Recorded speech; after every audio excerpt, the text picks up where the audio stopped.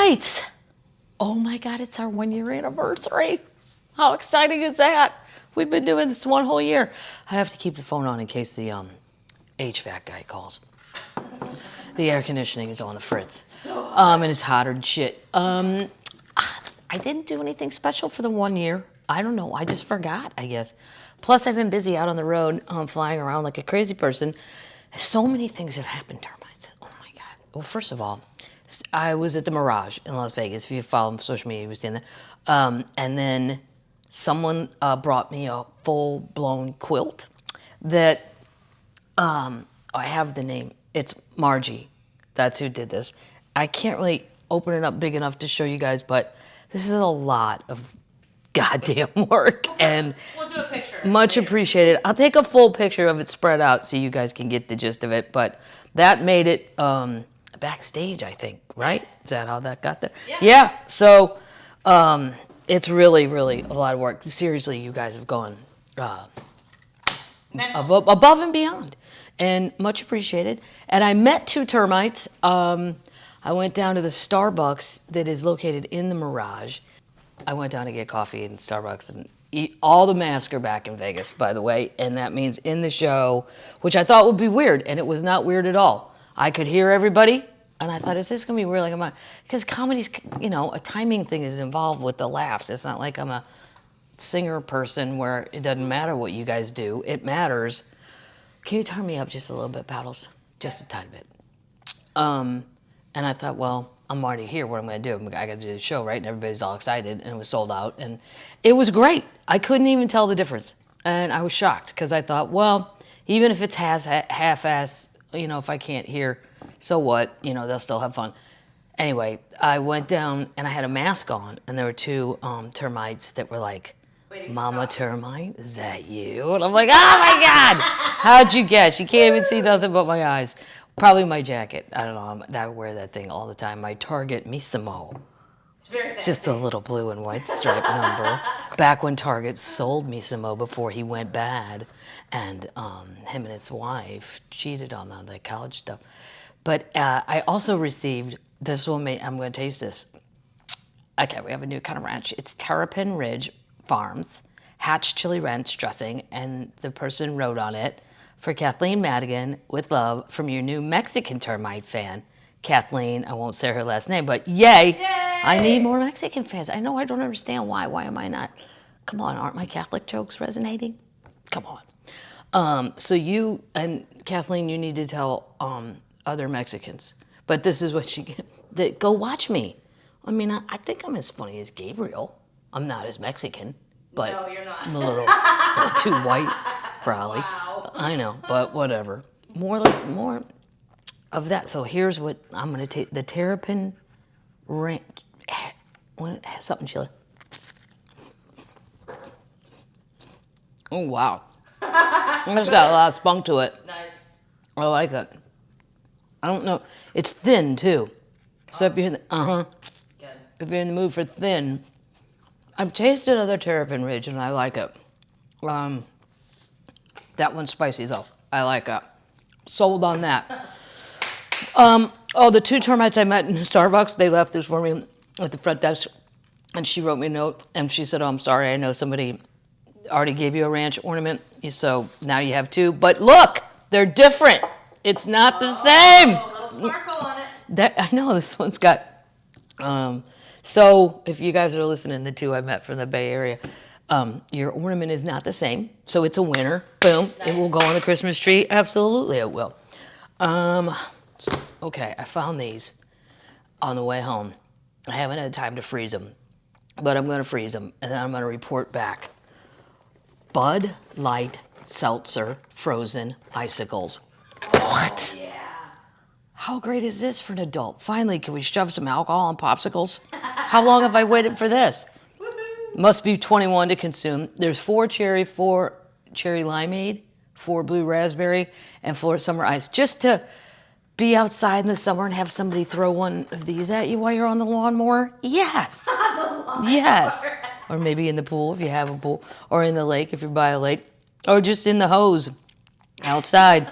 Frozen Icicles, Bud Light Seltzer. I have not had time to freeze these, but I'm going to do it, and I'm going to report back. Nice. Last little cleanup item from Termite Town. This termite, Nikki and Patrick. Patrick, also known as the Diesel. Ooh. Yeah, I don't know. They're from the Pacific. I don't know. They're from the Pacific Northwest. They can't wait to see me in Seattle or Portland. And it's a local Northwest thing called Johnny's, and they went out of business. Oh, sad times during COVID. But you can still get their stuff online. And she said it's the best seasoning salt on the planet, and I tasted it on chicken, and it is really good. Nice. Now, mind you, I'm not being paid by any of these people, so you just have to take my word for it. If you're looking for, there's a chicken and pork. I liked it, loved it actually, and she said it's better than McCormick's, and I gotta say, it's a tie. Well, just something different, you know. I don't want to throw McCormick's under the bus. I feel like they're the seasoning of my childhood. Right? The Vicky Madigan only bought McCormick's. I'll always, you know, I can't sell my mom down the river. It's even great on eggs. So shout out Pacific Northwest. That's a very, seasonings are a fun gift. Hot sauce, fun gift. Ranch, fun gift. Nice. People underestimate small things. Really, they do. What are we drinking? Termites.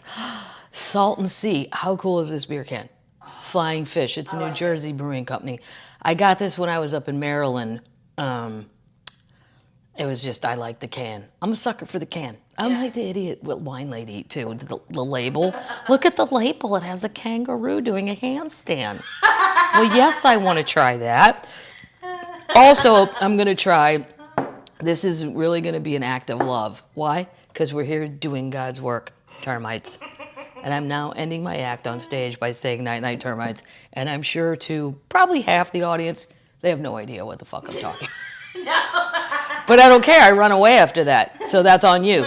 Yeah, that's the end. I didn't do it at the beginning and make them uncomfortable. This is ranch water. Red grapefruit, hard seltzer, made with 100% agave, natural lime, and Rio Red grapefruit juice. So wait, there's Ron, 80. Is Ron it? left it. Ron left this? Yeah, it was a prize for you for making eggs. It's from Louisiana. Is there alcohol in it? Yes.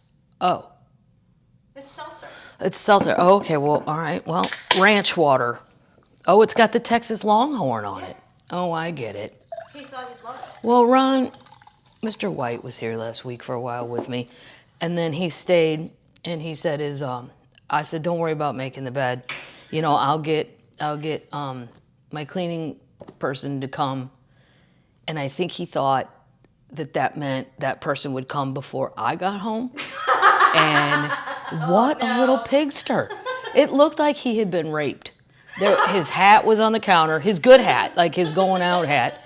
It looks like a kind of a weird, I don't know what like the Anthony Hopkins hat. And yeah, like I love his hat. He left his hat. The robe that I let him wear was thrown over the couch next to slippers that were abandoned. There's like 100 coffee cups. Now, he'll never hear this. He doesn't listen to this, I'm sure. But yeah, this is what happens. Like, I haven't used a cleaning person, my awesome person Sherry, in 2 years because I've been home. So I turn into Bridget on Monday. Bridget, which that used to be a slur back in the day when all the cleaning ladies were Irish. Back in the early 1900s, they would say, the rich people would go, oh, you have to get yourself a Bridget, meaning we were all fucking named Bridget. Wow. What about a Kathleen? Well, anyway, I turned myself into Bridget on Mondays, and I clean the whole house top to bottom. Now that I'm going to be gone every week, and then there's little pigsters staying here, other comedians when I'm not here, we're going to have to get Sherry back over here. But even I'm like, wow, so that's what you do when you think someone's coming? Like, he had a cigar wrapper just in the kitchen floor. What? Come on. And the dog. I'm afraid to check in a couple rooms. I'm sure that dog's shit in the house somewhere. All right, here's the ranch water. Here we go. Oh, no. What? Oh, Christ. This tastes like Alka-Seltzer, but bad, like before a colonoscopy. It tastes like, oh my God. Oh my God. That is horrible. I don't like seltzers really at all, but that one is particularly horrible. Oh. Sorry, guys. whoever made it. I don't want to throw you under a ranch table, but I'm throwing you under the ranch table.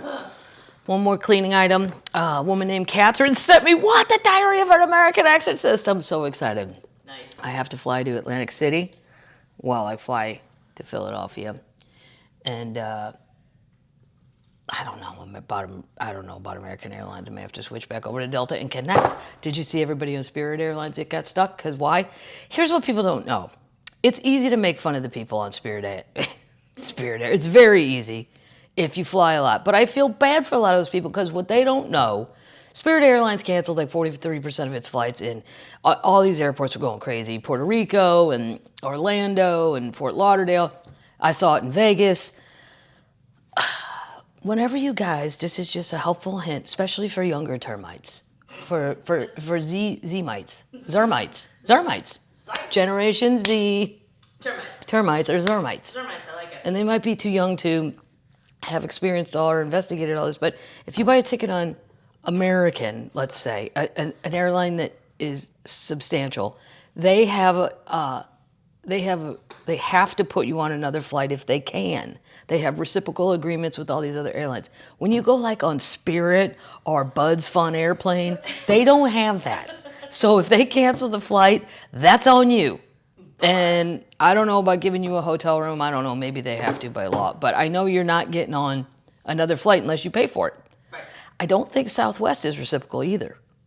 I'd have to look that up. I don't think they are. Yeah.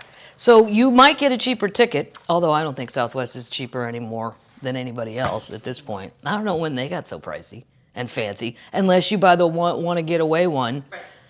which applies to younger people who don't have a plan. Or a job, and you can just go, yeah, let's go to Vegas like at midnight. Yeah. Who cares when we come back? Whenever they say we can, that's when we'll come back. Okay? Okay. All right, I'm just making sure that wasn't the HVAC guy. Okay, termites. Oh my God. Let's get started here now that we've gone through that. Oh, also in Vegas, it was 115 degrees, right? So I had to walk across the street to CVS from the Mirage. Just that walk across the street, and some guy handed me a flyer. I don't get the stripper ones. I guess they know I'm not going to strip club. You think that short middle-aged lady would be in? No, I don't think she's going. She's a waste of our paper and flyer. But this guy did think that I potentially looked like I might want to go into the Grand Canyon on an ATV thing with a helmet on in 115 degree, and I go, no, no, thank you. And then they want you to take it, and I'm like, everybody just throws it on the ground. Then it's just trash. Now you're just littering. Do not hand that to me. It literally 10 minutes later on my phone, there's an app called I don't even know how it came on my phone, News Max, I think. But I like it because when you travel, it'll throw up the stories in your area. I got an alert from Newsmax. Do not go to the Grand Canyon. It is officially a cauldron because 115 on the strip, boom, there, because it's even further out, it was 127. What? Yeah. So I wanted to go back to that guy on the strip and go, dude, where you're telling people to go, my phone just said no. People will die. So don't send people to their own death. Give it a break. It got down to 102 the day after I left. Then I went out to the pool, and I'm like, I just want to see if there's people out here. Fucking packed. I'm like, I get that you're in the water and you think you're cooling down, but you with your giant beer people, and I've been that person 100 times over. I just can't do it anymore because I know I now won't wake up for like a day and a half if I do things like that. Because this translucent white skin does not battle the heat well. It's just a recipe for more skin cancer. But it was packed, and I also, just FYI, there was quite a few mask fights. It's getting weird out there again. That's all my message is to everybody. Lewis Black, who is extremely nervous about COVID, I told Lou, now that I'm venturing out into the wild, in high-risk states, I've been in a lot of high-risk states, I don't think you're going to be able to go in the general public, Lewis, for like 4 years. 4 years? He'll kill people. Yeah, he will. He will kill people. Like, I went to go get on the elevator, and there were like 11 20-somethings drunk from the pool, no mask, and then I think they're young, they're probably not vaccinated. And I know I won't end up dead or in the hospital because I've been vaccinated, but I also don't want to fucking get COVID. I don't want to get anything. Like, I don't want the flu. I want to keep working. I don't want to be sick. But anyway, just a heads up. Although everybody on my plane was well behaved and no one was duct taped to their seat, which I was a little sorry to hear about. I would kind of like to see that go down in real life. Maybe you will. I'm bringing my own duct tape. Did you know you can get Justin Bieber duct tape at Target? They have Brittany. They have Britney. Speaking, well, we're not going to Britney yet. Let's get started. A lot of termites sent this article to me, and I'd seen it. How great is this? Dolly, our queen. Boom, right there. She used royalties from Whitney Houston's song to support a black neighborhood, the house that Whitney built. Country legend Dolly Parton was on Watch What Happens Live with Andy Cohen Thursday. Oh, I didn't know that. I'll have to go back in time and see that. When she revealed the big purchase she made with the royalties she made from I Will Always Love You. Just shout out, always better to write the song. Money. Yeah. The 1973 song of hers was covered by Whitney in 1992 and became a massive hit for the soundtrack of The Bodyguard. Here's what Dolly did. I'm going to put my Dolly accent on. I bought my big office complex down in Nashville, so I thought, well, this is a wonderful place to be. Parton said after Cohen asked what was the best thing she bought or invested in with her royalties. She reportedly made $10 million from the song in the 90s and continues to make money from it to this day. So, yeah, I bet that's just crazy money. So while buying it in an office complex is no biggie, it's where and why she bought it that makes it special to her. I bought a property down in what was the black area town, and it was just mostly black families and people that lived around there, and it was off the beaten path from 16th Avenue.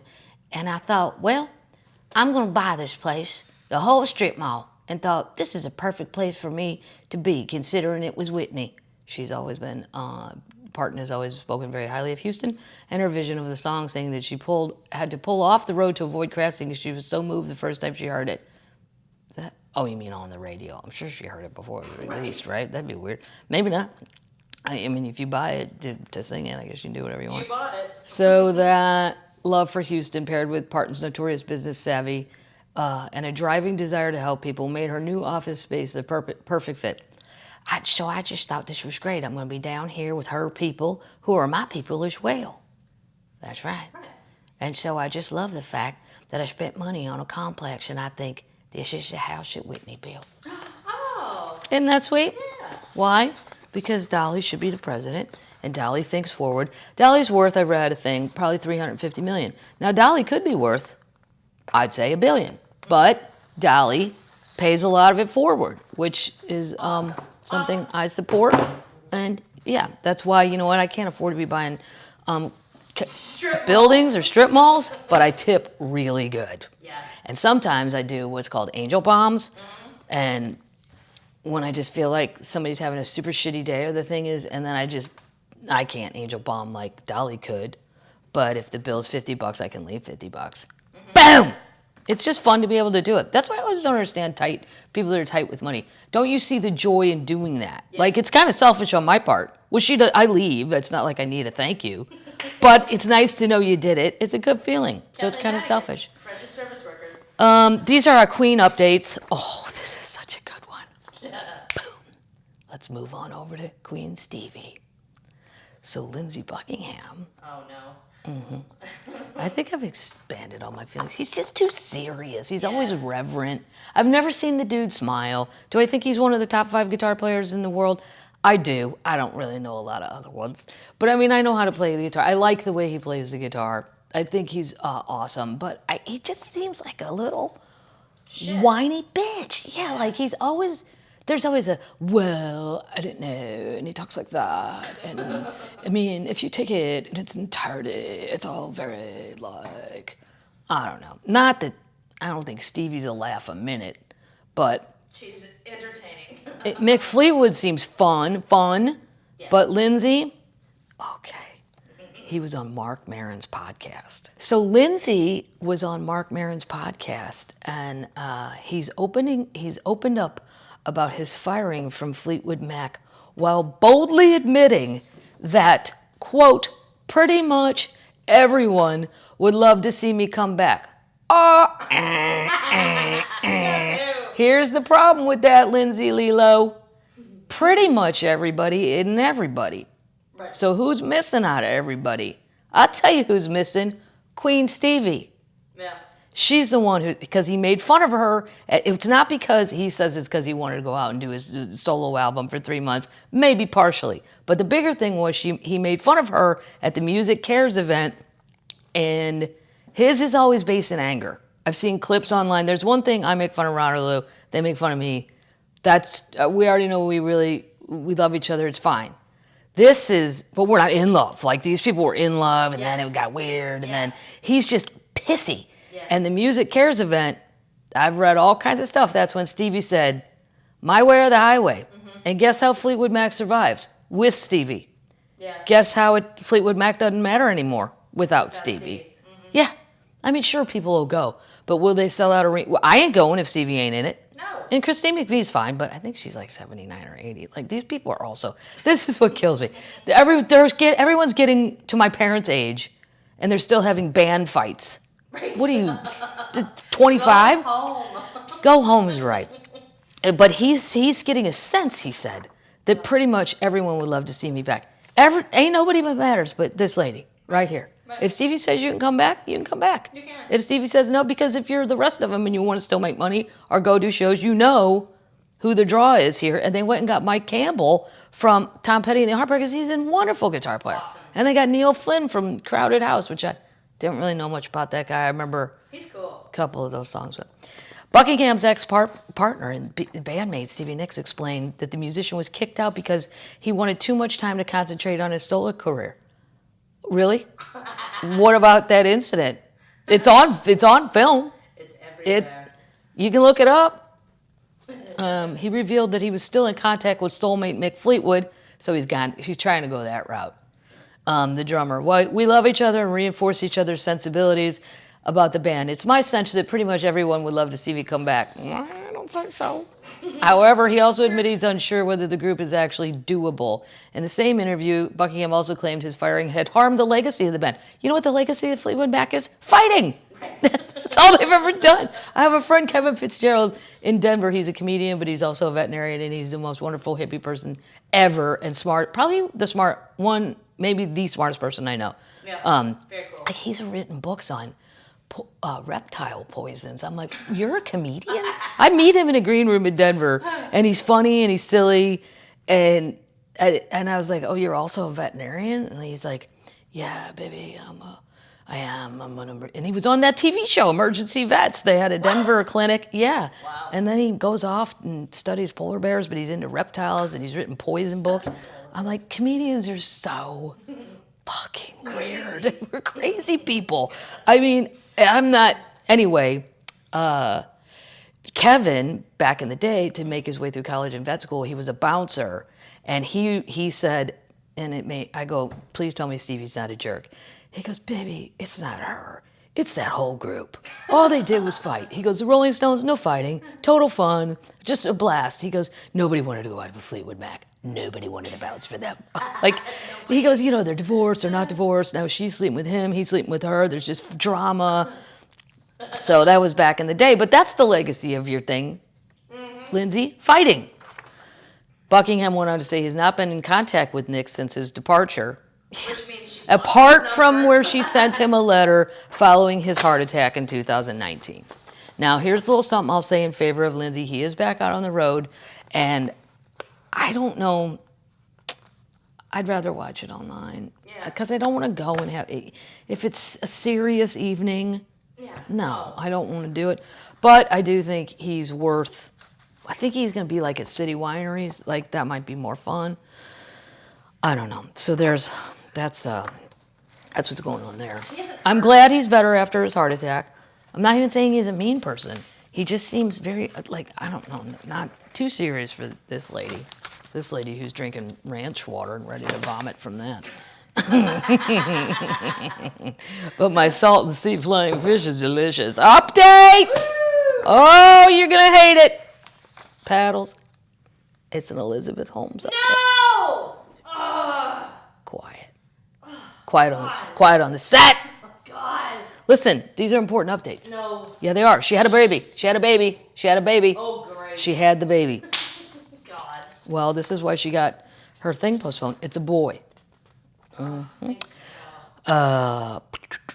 They named it William Holmes Evans on July 10th, it was born in Redwood City, California.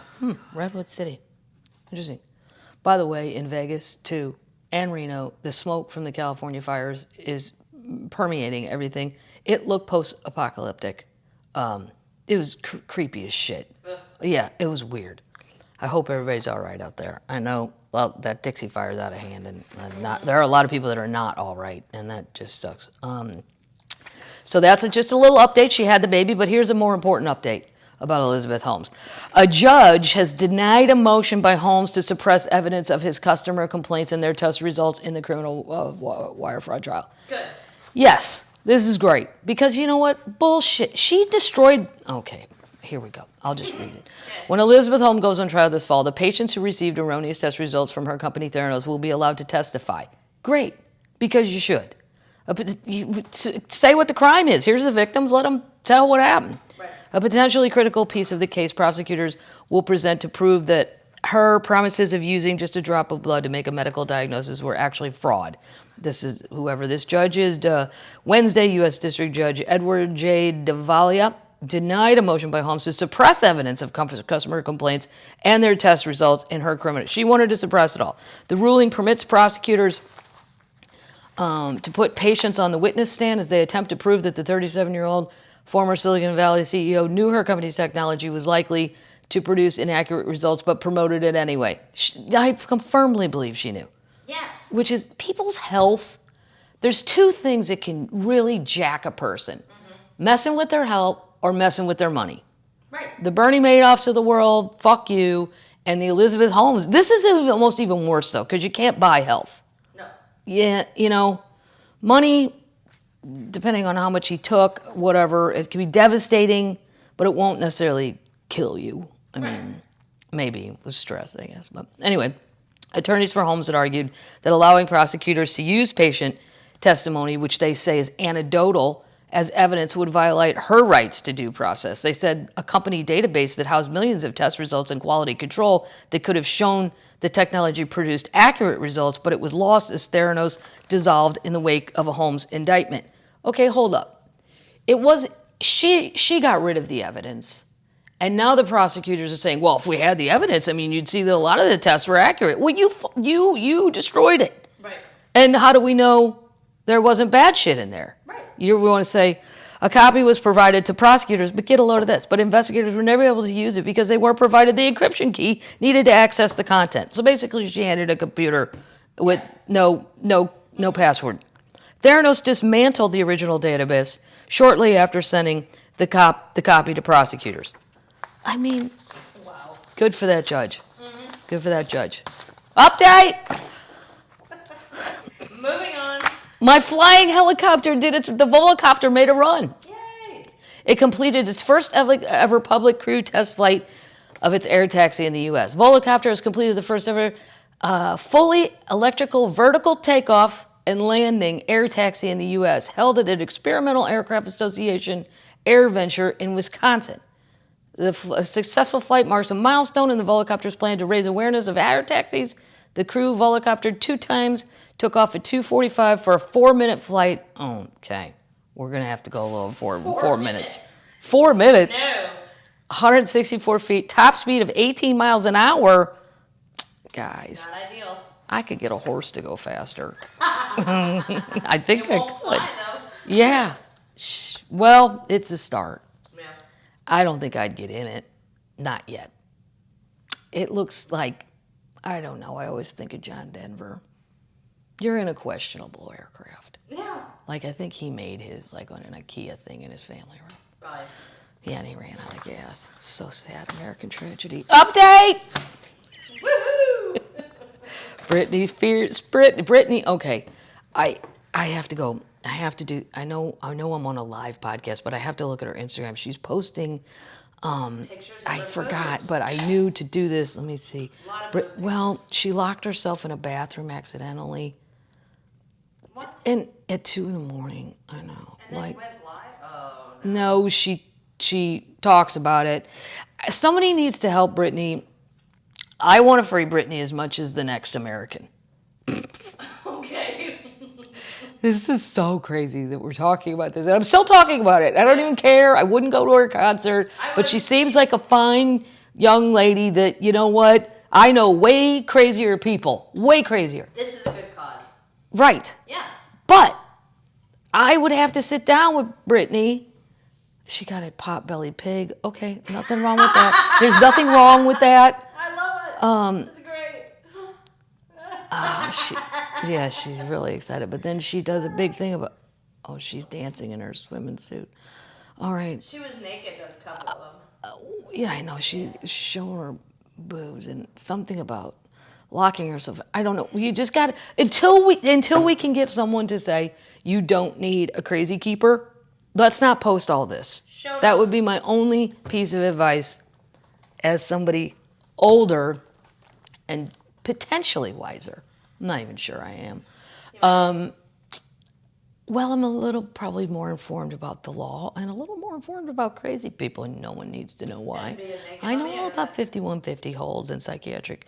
I know a lot about that stuff. She just got her first iPad.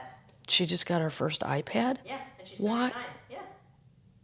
Oh, my God. Yeah. Who's not giving her an iPad? Her dad. Oh, what an asshole. Yeah.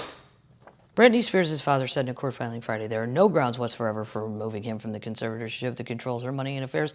Yeah, there's lots of grounds. Yeah. Prove to me this girl is harmful to herself. I haven't her Instagram. I've seen way more fucked up Instagram pages than Britney's. Britney's looks like more of a 25-year-old, and I think she's 39. She's 39. Go on TikTok. I wonder if she's on TikTok. I haven't looked. There's really crazy shit on there. Jamie Spears, his dutiful, this is what they're saying. His filing said he's dutifully and faithfully served as conservator of his daughter's estate without any blemishes on his record. Also says that the court-appointed professional Jody Montgomery, who oversees Britney Spears' life decisions while her father handles the money. So there's a lady, I think I'd read her name before, but I didn't really realize her position.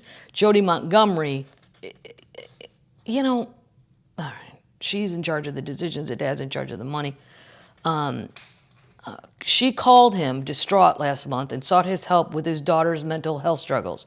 But Montgomery and her lawyer said in response that Jamie Spears misrepresented and manipulated the call to use it to his own advantage. Of course he did. Right, quit calling him. Yeah. They discussed the possibility of hospitalizing Britney Spears on an emergency psychiatric hold. Spears has argued that her father should be charged with conservatorship abuse. Yeah. You know what's weird is I've only heard that in super old people. Yeah. Like when a rich person gets their fifth wife or whatever, and then the real kids are like that lady or that man is manipulating, and that's the only time I've ever heard of that. Montgomery acknowledged in a statement through her attorney, so-and-so, having concerns with Britney Spears' behavior and mental health, but James Spears stepping down would only help that. James Spears' filing came in response to court papers filed on Thursday by her new attorney, Matthew Rosengart, which requested an emergency hearing as soon as possible to suspend him. Jamie said Rosengart, her lawyer, does not and cannot specify what the wrongdoing is. I don't necessarily know we need one. Right. It goes on and on. And it will for a But while. it's just something. It's something every week, and I don't know. I just wish somebody could. Is there somebody that could tell her ease up on the posting? Well, Yeah. Or how about quotes? Or how about go listen to Bo Burnham's song "White Lady's Instagram" and just post what he makes fun of, lattes and puppies, and update. Okay. Sometimes I think if I ran for president, what would be my platforms, right? beer. Well, because my platforms wouldn't be anything people would be used to hearing, because they're really not that important, but they make me laugh, or I'm passionate about it. Here's what I'm really passionate about. I'm sick and tired of jackasses having deadly cobras and them getting out. Yeah. I'm sick of it. Yeah. I don't want any license. You want to goddamn see a cobra? Go to the zoo. Right. That's my friend Kevin. He used to work at the zoo too, the veterinarian. It's wonderful. Well, he helped out at the Denver Zoo. Yeah. Kevin can have a cobra. He can have multiple cobras. He could have tons of cobras because he's a goddamn veterinarian and he's also licensed to do shit at the zoo. It's still loose. What? Yeah, we found the one in North Carolina. Right.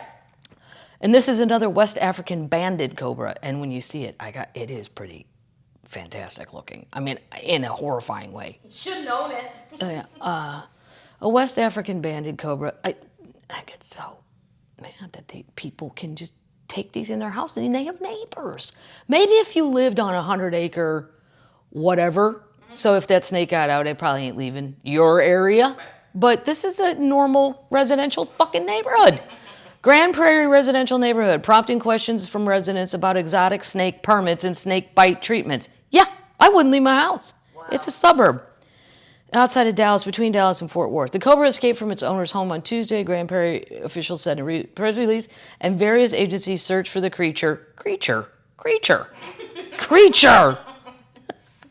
Wow. How about killer? How about the killer? It's a potential killer. Near the 800... Homicide. Here you go, if you're a termite living around here, 800 block of Cherry Street. Check your block if you're on Cherry Street. On Wednesday, authorities warned people not to approach or try to catch the snake, which is venomous and considered dangerous. Considered? It is. It is. Oh, the language. Best of luck. It's so dancing around the real truth of this. My kids wouldn't be going outside. Hey, can we go play? No. There's a cobra out there somewhere. You can't. Call me if you see a snake. Grand Prairie Police initially said the person had a permit for the snake. But the Texas Park and Wildlife Department said Wednesday that the municipality where the owner lives prohibits people from owning this type of snake. Well, maybe they moved. What? Maybe the person had the snake in an area where you could have the snake. Oh, yeah. And then they moved to Cherry Street. The 800 block street of Cherry Street is located in Dallas County. According to Dallas County rules, venomous snakes are considered prohibited animals. Way to go, Dallas County rules. Good for you. Statewide, Texans can own non-venomous snakes, fine, unless their county dictates otherwise. But snakes that are not native to Texas are considered exotic. That are not native to Texas or are considered exotic and venomous require a Texas Park and Wildlife Department issue a permit in order to be owned. So, I don't think you can have a coral snake, which are mostly in Florida, in Texas unless you get this permit. Okay. But who's doing that? Right. Who's issuing the permit? African rock pythons, Asiatic rock pythons, green anacondas, reticulated pythons, and South African pythons are considered dangerous and exotic. Yeah, thanks. Right. Thanks, whoever wrote that. Unlike many rules for other exotic animals, Texas law does not specify. Here's the problem. President Kathleen, I know everybody wants state rights. I goddamn want state rights. Well, sometimes we got to federalize bullshit because there's too many different rules and no one has their shit together. My answer as president, I'm banning all poisonous snakes. Okay. Thank you. Do you have a plan for the economy? No. Do you have a plan for the infrastructure? No. Yet. But I'm just really upset about this. So here's what they say. Texas law does not specify what form of an enclosure a snake should be kept inside. Oh, so how about a shoebox? Right? Texas law has specifications for enclosure types for specified dangerous wild animals, but snakes are not listed among those creatures. However, a TPWD spokeswoman said that a person could face a Class A misdemeanor penalty for recklessly, intentionally, or negligently allowing the snake to escape. That's it? A misdemeanor? Right. And there is now a snake out in Grand Prairie that it could still kill somebody. Nobody's found it. It's on the loose. Could be out there for years. Fuck. Why snakes? I mean, I don't know. I Why will. not, Well, I will say leopards? that a lot of my pothead friends in high school, they liked low maintenance pets because they weren't really that. Get a sloth. A sloth? I think those are hard to come by. I don't know how easily you So could are get. snakes. No, snakes. And then my friend Kevin, the vet, he had a lady come in. This is true in the Alameda thing. And one of the girls at the front desk freaked out and was like, Dr. Fitzgerald, there's a lady. She couldn't even talk. And Kevin's like, what's the matter, baby? What's the matter? And she's like, in the hamper. So Kevin goes out and this lady opens a hamper and it's filled with cobras and she wanted Kevin to deworm them. What? Yeah. I mean, what? But she makes money. God knows what they call it. Let's Google how much to buy a cobra. What kind? Yeah, what kind? Well, I only know one exotic kind, the West African banded cobra. Price for West African banded cobra. I'm gonna guess $5,000. Oh my God, Cobra insurance comes up first. Cobra insurance. No, but that means Cobra. Oh, they don't even know the company. Cobra is what they offer you after Cobra. a union deal. Yeah, you can stay on Cobra for a year. Oh, how unfortunate for them. Oh, $3,000. $3,000. I guess 5. Yep. A Yorkie is more than a cobra? Yeah, but this is in Arkansas. Oh, it's in Arkansas. But it's a cobra mutt. I mean, it's kind of a cobra. It's kind of a cobra. Like I had some water moccasins that Billy got down at the river, and I put them in the same cage, and they mated. Now they're all black, which is great, so it's not weird. But his hood doesn't go out right when he's mad. It kind of comes out. So it's only $3,000 now. You want a true 9 mutt West 3? Wow. You gotta go to Texas. That's in Arkansas. So a real one, I'm sure, is. I mean, if anything, they should make the price of the snake. No, because then rich people will do it. No but snakes. None. Yeah, I just got to say no snakes. Yeah. But I'm trying to think what would dissuade people from the poisonous ones. And I don't care if they have regular snakes, whatever. It ain't my thing, but I don't want it. You can have it, but you have to let them bite you first. Well, I think the penalty should be like substantial. Like if that thing gets out. Jail. Yeah. Because money to some people means nothing. To other people, they don't have it, so they wouldn't pay it anyway. Mm-hmm. You know, okay, you're going to find the weirdo in his apartment with a cobras of $100,000. You don't have it. Right. Okay. Moving on to news. This one, I don't usually report stuff like this. I don't talk about it because I look at it and just go, oh, Florida. And then I just move on because there's so many from Florida. Hold my beer, Florida. Florida's got everything. This one just, it's the end of this story that, like, I think of all my friends that I've drank with, and like sometimes if Lou and I drink too much, we can get really argumentative about politics. Or just dumb shit. Or dumb shit. One time it was the baseball strike. I didn't talk to him for 2 weeks because I agreed. I think I agreed with the players union, and I don't remember. He didn't. Yeah, and I'm like, and neither one of us had a nickel. And I'm arguing for these millionaires to become bigger millionaires, and he's saying it's all out of control, blah, blah, blah. So, you know, when you're with friends, good friends, or someone you've gone out with for a long time, sometimes when Drinky the Clowns come in, there's some arguing, and then the next morning you go, hey, man, I didn't mean to get that worked up about that. Sorry about that. Or you just act like it didn't happen. Whatever happened, sorry. Listen to this couple. Police responding to a 1 a.m. domestic disturbance found a Florida couple, quote, covered in spaghetti. What? Yep. Following a physical confrontation that resulted in the pair's arrest on domestic battery charges, record shows. According to the police, Stephanie Lannis, 45, and her boyfriend, Adolfo Rivera, 35, were eating dinner early Friday morning in their Clearwater home. Clearwater, Florida. I have 2 shows there. I'll be coming there. Hello. See how I plugged myself right into this article. Maybe.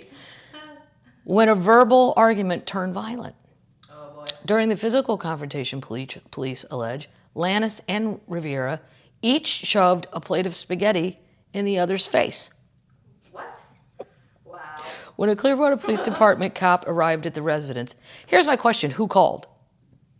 I shoved your face in spaghetti, you put me in spaghetti, who's the one that says, who's drunk enough at this point to go, I'm calling the cops, and you have spaghetti all over your face, and you don't clean up before the cops get there? The neighbors did. Maybe. Mm-hmm.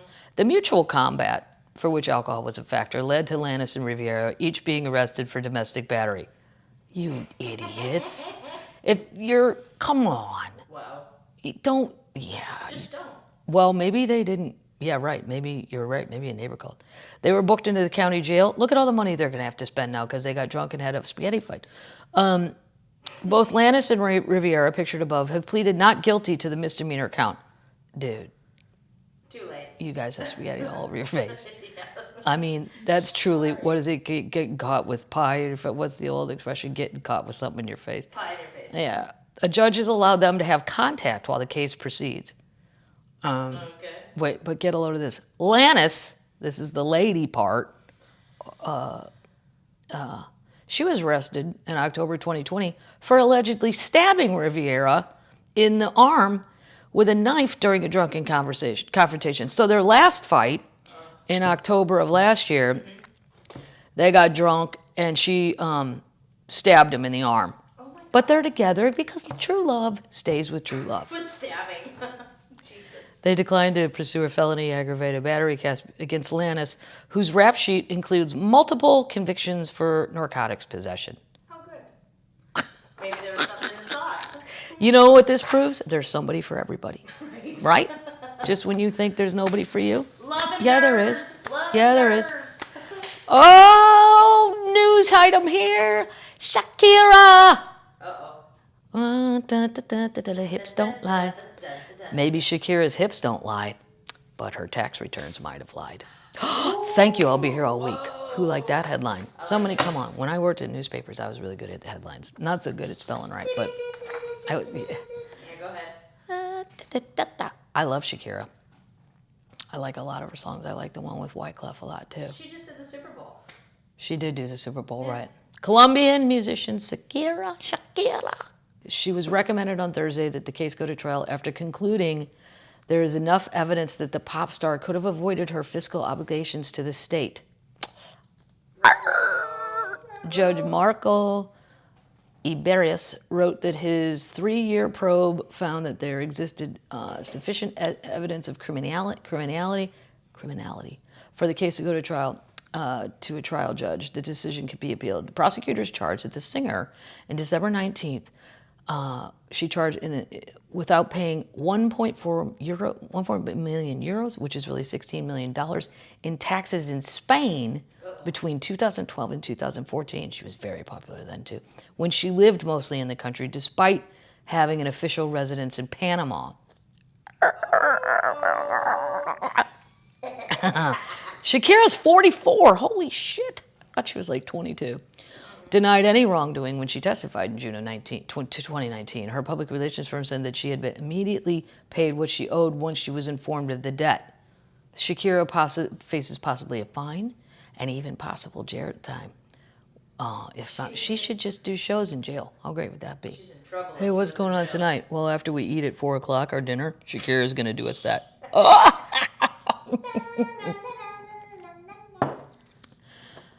She had another song I really liked. She had one with Ricky Martin. No, I'm going to tell it to you. I'm going to sing it to you. Uh-oh. I know, I can't afford to pay for that. Here we go. No, it was a slower one. Shakira hits. Waka waka, hips don't lie. Can't remember to forget you. Waka Waka? I don't know. Shit. Waka Waka, no. Oh, no, I don't know any of these. Perofil. Sing that one. Antoligo. Oh, I see. Can you see how good my Spanish is? Waka Waka. No, I'll have to find it. It's a slower one. Anyway, she passes jail time. However, a judge can waive prison time for first-time offenders if they're sentenced to less than 2 years behind bars. I think Shakira's probably still making a shitload of money somewhere. So I think, but boy, that's a lot of money. That's a lot of money. 14 million bucks, $16 million. Yeah. Shakira! I don't know how that works though. Let's say I was living in Canada for 2 years. Do I have to pay Canadian tax if I'm out running around the world performing? I don't Yes. understand that. Yeah. Even if that's not my official residence? Well, it's, yeah. You don't know, Pebbles. You're right, just yeah. making shit up now. Right, sometimes. Sounds good though, right? All right. Have you ever thought about what would happen, termites, if there was a complete global societal collapse? No. I have, because my mom keeps saying, as I talk about my act, that we're going to meet at the cabin my dad built for deer hunting, and I'm not, because there's mice in there, and I don't mind sitting in there. I don't care that there's mice in there, but I'm not sleeping there, because they'll crawl over me. I know it when I'm sleeping, and I'll freak out. Where are you gonna go? I don't know where I'm going to, well, I already picked where I'm going to go based on this report. Okay. I don't know who will come with me. Lewis would come. Yeah. He would do it. Ron, I think Ron's too American. He's got a jet, though. He does have a jet. Ron has a jet. Yeah. So he could take me and He's drop great. us off. Yeah. I think Ron would still want to be in Texas no matter what. Texas till I die. Texas till I die, bitches. Texas people love Texas way more than, say, Missouri or Illinois. Ohio people are pretty jacked on Ohio. Yeah. But there's a lot of us in states where our state pride isn't quite as strong on the pride meter. It's all about tacos. Here's what they've decided. Safest place, number one safest place. And we have seen what happened recently with COVID, and it's still happening when society starts breaking down. Okay. Travel, supply lines are fucked up, like weird shit. Like on Delta, I said, "Can I get a vodka cranberry?" We don't have any cranberry juice. I go, "Okay." Can I have a screwdriver? I think I told this story already, but I'm just saying weird things are out. Right. And anyway, the number one place to survive a global societal collapse, New Zealand. What? Yeah. Wow. Followed by Iceland, the UK. No. No. Never. Well, no, I don't believe that. There's too many goddamn people there. Yeah. You need to go to a place where there's less people. Tasmania and Ireland. That's where I'm having Papa White drop me off. Okay. He dropped me right off in Kinsale. I know which city I want to live in. I'd like to live in Killarney. That's fun. And then I'll try to get a house in the Gap of Dunlow and live up the rest of my life with sheep. Great. Find some alcohol, maybe some smokes. If it's over, it's over. Who cares, right? Start smoking again. These are the best places suited to survive a global collapse society, according to a study. The researchers claim that human civilization was in a perilous state due to highly interconnected and energy-intensive society that had developed and the environmental damage that this has caused. Yeah. A collapse could arise from shocks such as severe financial crisis, the impacts of climate crisis. Yeah. Have you seen the fires in Greece and Turkey? Holy shit balls. Yeah. It's crazy. Or an even worse pandemic than COVID-19, or a combination of these. To decide which nations would be most resilient to such a collapse, countries were ranked according to their ability to grow food for their population, protect their borders, and from unwanted mass migration. That's why New Zealand, because it's so far away. Who's going? I mean, Right. it's so far. And maintain an electrical grid and some manufacturing ability. I don't know about their manufacturing. Islands and temperate regions, and mostly with low population densities, came out on top. Right. England, the UK is way too crowded. And if you're in Ireland, they're all going to take a boat over. Right. As soon as they're out of shit. Can we have some sugar? We could survive, in Ireland, we could survive just on fishing. Yeah. The researchers said their study highlighted the factors that the nations must improve to increase resilience. They said that a globalized society that prized economic efficiency damaged resilience, and that spare capacity needed to exist in food and other vital sectors. I agree. Billionaires have been reportedly buying land for bunkers in New Zealand. Okay, if we get into that kind of life, I'm good. I'm not getting in a bunker with my mom, and then she's just going to be nervous and have anxiety, and she'll recite like 11 paragraphs with no segues. Do you like Chile? Do you think we're going to survive this? Where's your father? I don't know if I'd get another Yorkie again. My mom's dropped segues. She's done with them at 80. She's done. We weren't surprised New Zealand was on our list. New Zealand was found to have the greatest potential to survive relatively unscathed due to its geothermal and hydroelectric energy, abundant agriculture, land, and low human population density. Jones said major global food losses, a financial crisis, and pandemic had all happened in recent years. We've been lucky that the things all haven't happened at the same time, and there's no real reason why they all can't happen at the same time. As you start to see these events happening, I get more worried, but I'm also hoping we can learn more quickly than we have in the past, that resilience is important. Everyone talking about building back better from the pandemic, if we don't lose that momentum, I might be more optimistic than I have been in the past. I don't think we are. We're not building back better. We're not even close to building back. Which is why flights are being canceled, blah, blah, blah, blah, blah. We don't have enough pilots back yet. There's not enough. Half of the restaurants in Vegas are closed on Monday, Tuesday, Wednesday, Thursday. Just heads up on that. What? They don't have enough staff. Wow. Some of my favorite ones, they weren't open. Oh. They don't open till the weekend. Because all the people aren't back yet. Like the conventions aren't really back. But there's enough of us. Right. Could have taken my money. That's basically it. I don't need to read anymore. New Zealand. You get the idea. Wherever you're at, if it's crowded, it's not going to be great. You need to go where there's very few people. Start building your bunker. I'm not living in a bunker. I'd rather just try the cabin in the Ozarks with my mom, but I don't think I could sleep. This is a horrifying story. California. I left California 5 years ago because I couldn't take it anymore. I didn't even really live. I mean, I had a place there, but I was on the road so much. Yeah, I don't even know if you could call it living there.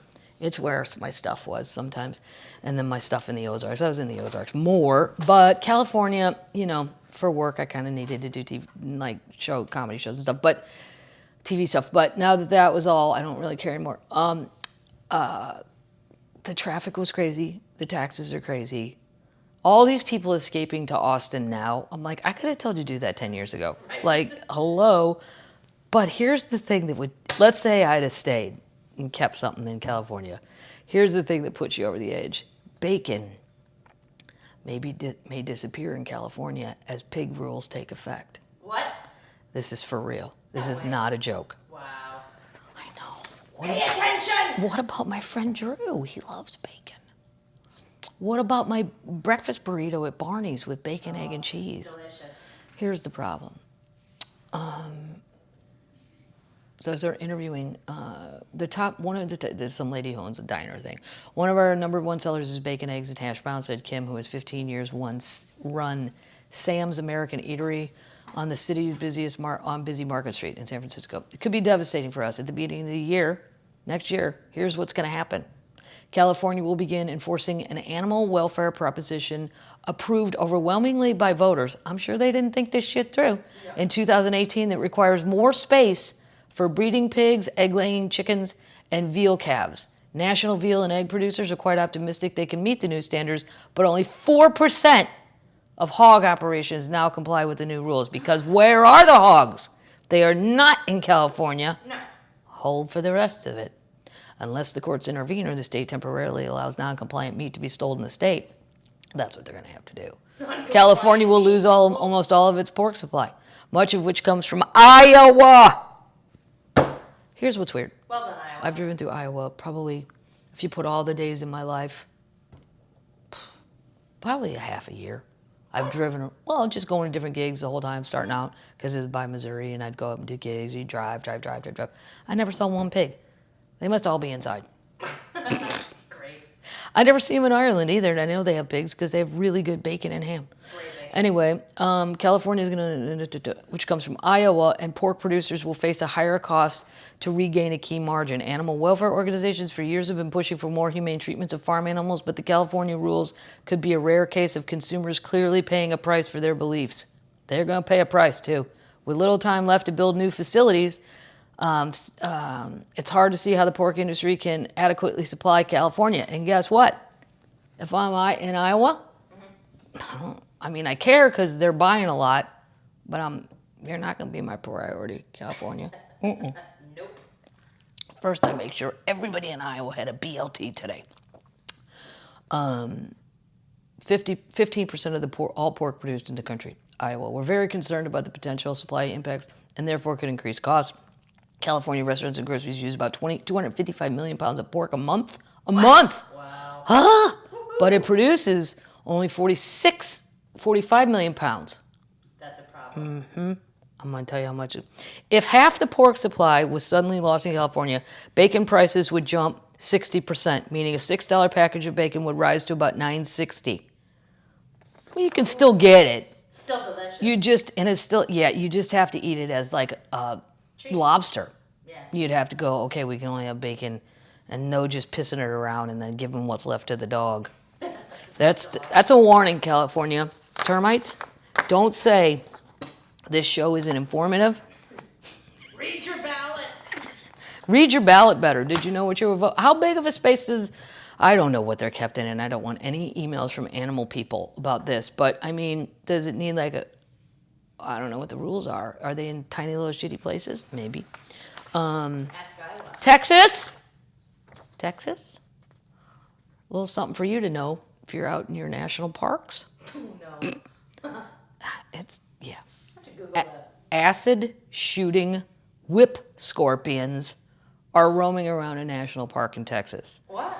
Yeah, hold on. They're not super dangerous, but They sound let's dangerous. just say I'm sitting there having a picnic and this thing rolls up. I'm looking at it. Nah, picnic's over. I can't. And then I know people are going to go, it's such a demeaning thing. Why are you so scared of it? No. Right. Some freaky looking creatures are out looking for mates this summer. No, we're not talking about the contestants on Sexy Beast.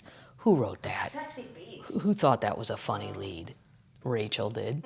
Rachel from CNN.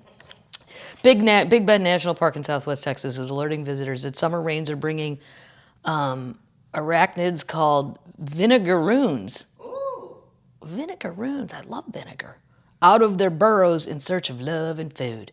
These 3-inch creatures known as whip scorpions can pinch with their heavy mouth parts. Oh, well, man, no thanks.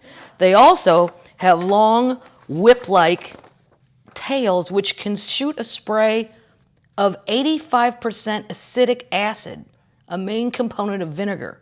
The critters sound frightening and it inspired sensational headlines about acid-shooting land lobsters. It does kind of look like a lobster. I didn't think about that, but it does. But the vinegaroons, which are nocturnal and can't see very well, are relatively benign unless you annoy them. Well, what would I be doing that would horribly annoy? No, they're annoying. They are primarily found in West Texas. They're more commonly found in the desert, but they've also been reported in grassland, scrub, pine forest, and mountains. While they may be unsettling to look at, don't panic they are not poisonous. In fact, Big Bend seems to encourage people to look closer at the strange insect-like creature. Ugh. And if you spot a female, she may be carrying hatchlings on her back. No! It's like a cross between a spider and a... No, thanks. But Texas, you win the prize for animal this week. This is this is great. I have a Hobby Lobby news. Hobby Lobby's in trouble again. What? Oh, they're always in trouble. They were.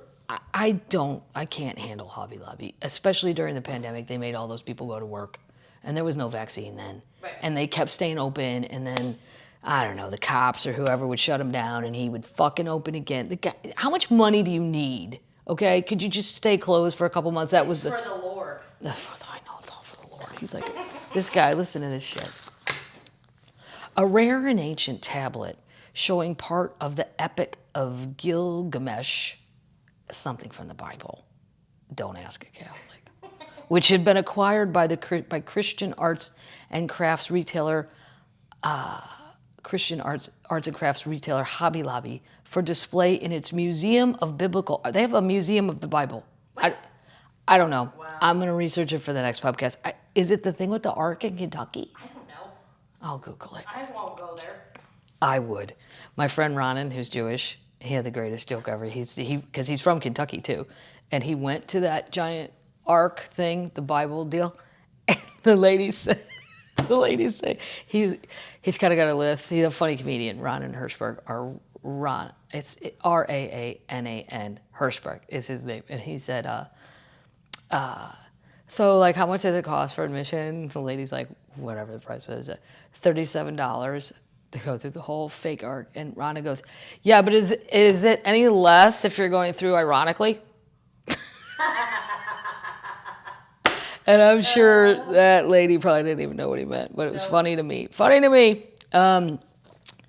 Okay, so they have a museum of the Bible, and they had this thing that has now been seized by the U.S. government. The Department of Justice alleges that the 3,600-year-old Gilgamesh Dream Tablet, it's a tablet, a rock tablet. Ugh.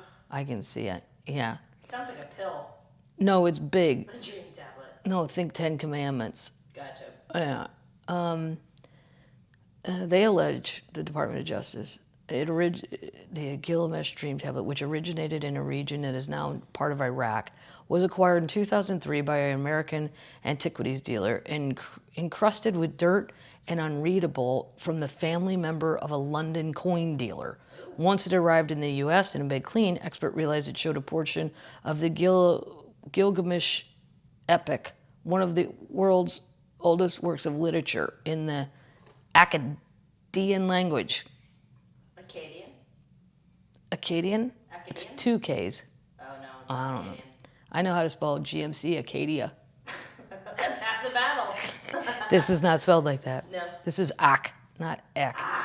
The DOJ letter alleges that the dealer then sold the tablet with a false Providence letter saying, Providence letter, and we learned that from what? Our art stuff. Saying that it had been inside a box of ancient bronze fragments purchased at a 1981 auction.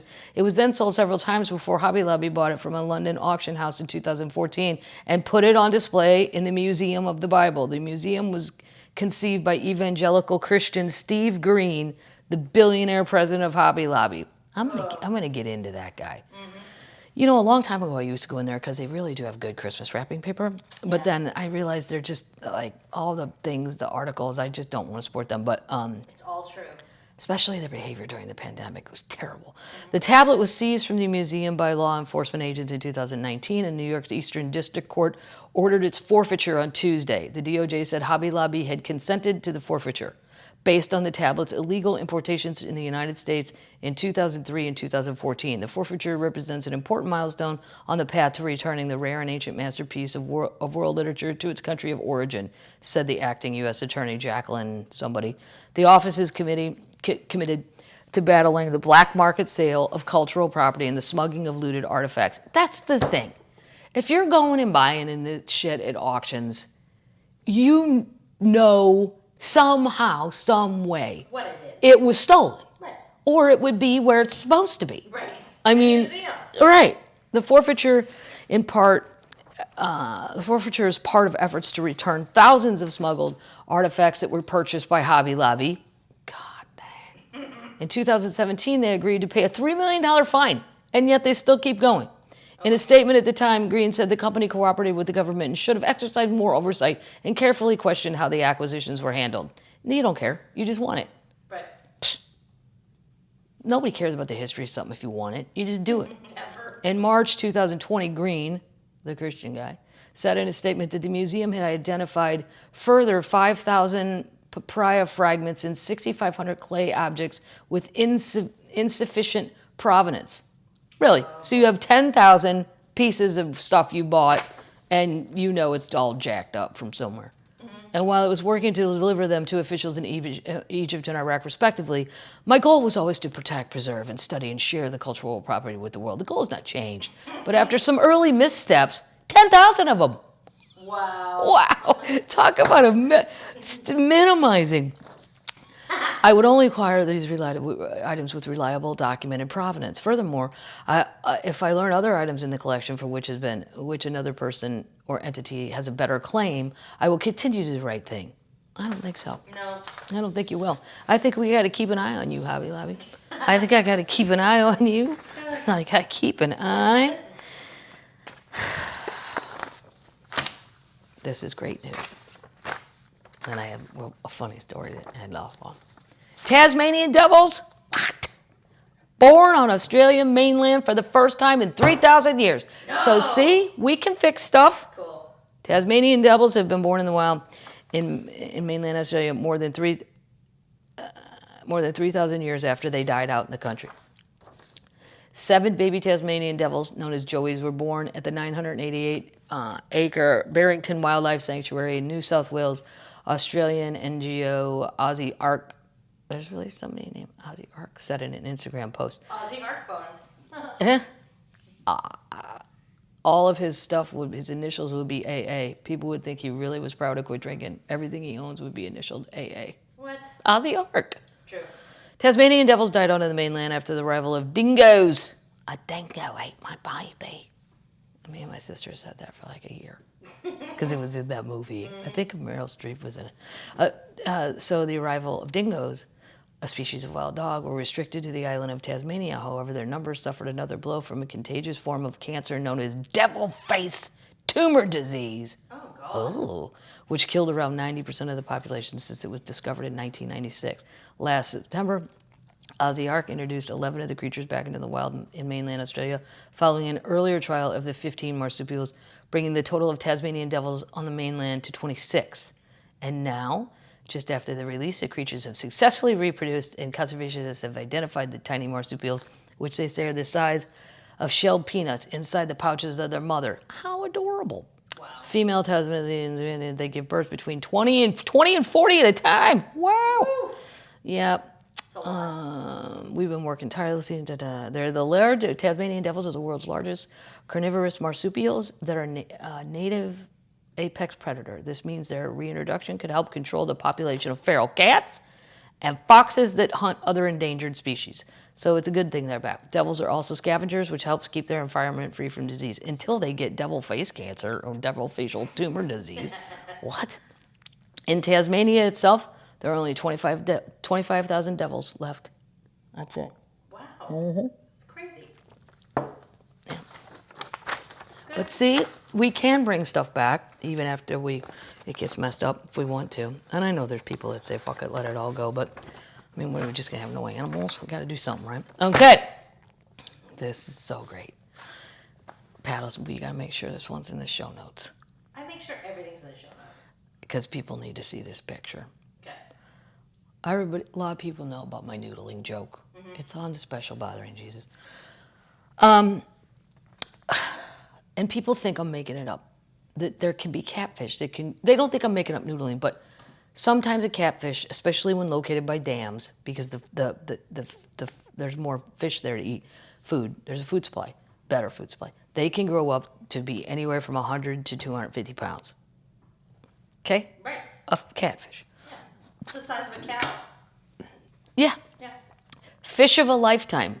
Noodler grabs 106-pound flathead catfish in East Texas. Oh, God. Levi Bennett thought the big one had gotten away.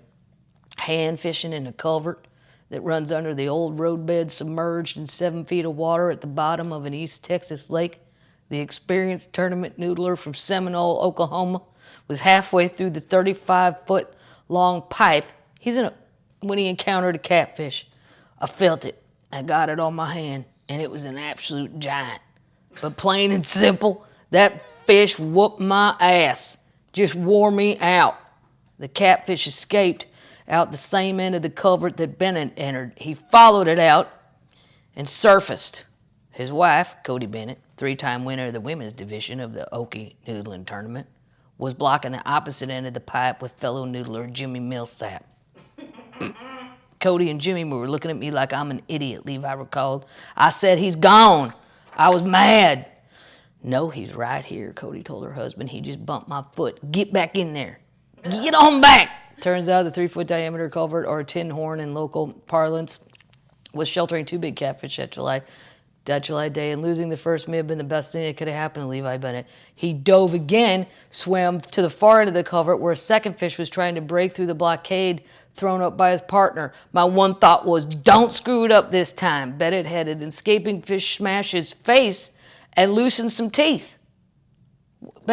Okay, so one time, Levi had a fish is escaping, smashed his face and loosened some teeth. So now, when he swims into tight squeezes under boat ramps or inside culverts, he goes in backwards, scuttling like a crawfish, in order to take any shock of the collision with his feet, not his face.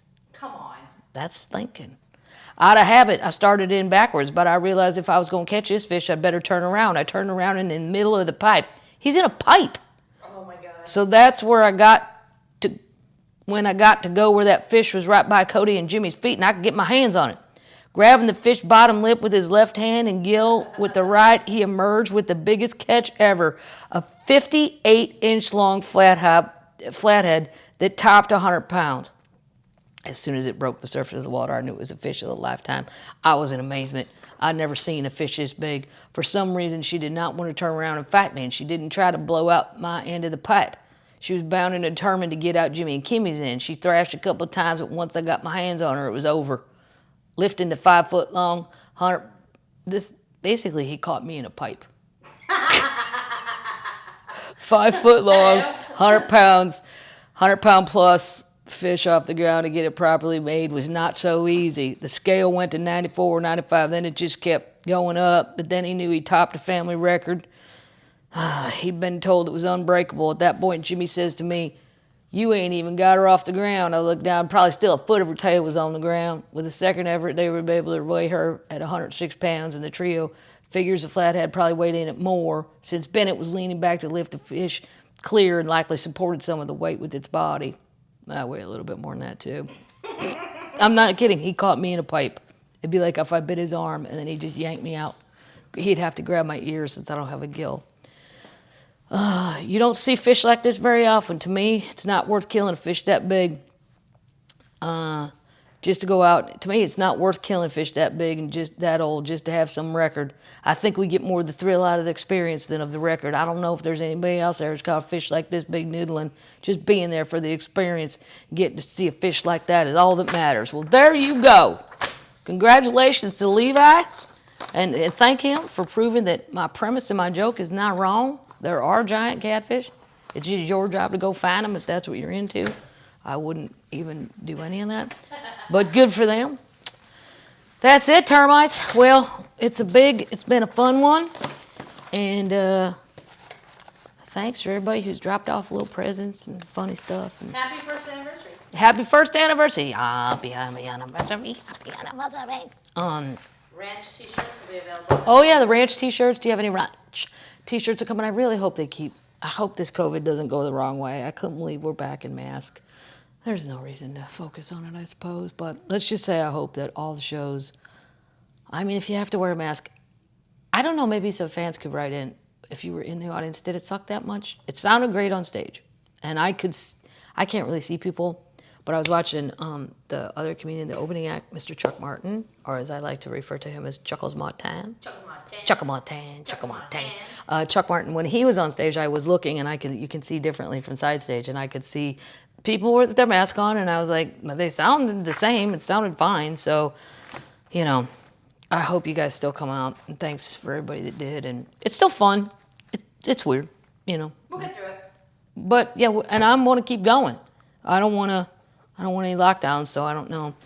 And God spare the children, save the children, because now it's going around with the children, and that's not good. All right, we're not going to end on a down note, though, are we, termites? No, we're going to go. What am I going to do? Oh, I'm going to go watch season 2 of The Spanish Princess. I forgot to tell you about that. It's on Stars, which is through Amazon Prime. I was on a plane, and I thought, yeah, I'll do it. It's the story of Catherine of Aragon, who was Henry VIII's first wife. And if you saw The Tudors or any of that, and there's a girl from Downton Abbey, one of those women, Downton Abbey. They spent all this money on actors. It's so well done. If you're into that kind of stuff, if you're not into it, you'll hate it. But if you liked like The Tudors and all that, The Spanish Princess on Stars, it is so good. Show notes. I'm going to go binge watch a bunch of that because I'm tired from all that flying. Like I flew the plane. I was like, when I go, I'm so tired from flying. All I did was sit there and watch movies. I'm so tired. I'm going to go freeze myself some Bud Light seltzers. That's what I'm going to do. So I got some frozen icicles. Icicles. That's the hard one with the Carolina accent. You got any icicles? I got raspberry limeade icicles. All right, I'm going to go freeze these, and I'll report back. And you guys have a wonderful week. And how are we ending it? Night, night, termites.